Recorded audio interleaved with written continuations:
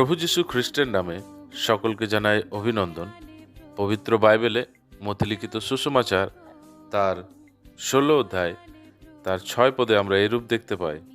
যীশু তাহাদিওকে কহিলেন, তোমরা সতর্ক হও, ফরিসি ও সদ্দুকীদের তাড়ি হইতে সাবধান থাকো। আটায় খামির মেলানোর জন্য আটা টক হয়ে যায়, তাতে আটা ফেঁপে ওঠে ও বিস্তারিত হয়। প্রভু যীশু তার শিষ্যদের ফরিসি ও সদ্দুকীদের খামির হইতে সাবধান থাকিবার কথা বলেছেন। অর্থাৎ ফরিসি ও সদ্দুকীদের ভ্রান্ত শিক্ষা হইতে সাবধান থাকিবার কথা বলেছেন। ফরিসি ও সদ্দুকীদের তাড়ির অর্থ ঈশ্বরের জ্ঞানের সঙ্গে মানুষের বিচারের সংমিশ্রণ।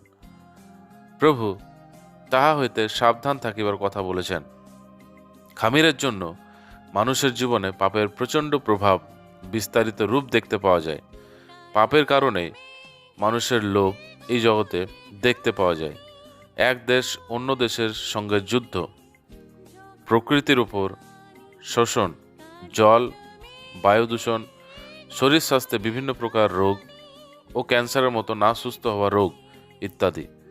একদিন শীঘ্রই আসিতেছে যখন প্রভু যীশুর রাজ্য স্থাপিত হইবে এবং সেই দিন পাপের প্রভাব সমাপ্ত হইবে। সেই রাজ্যে সেই প্রবেশ করিবে যে পাপের ক্ষমা পাবে।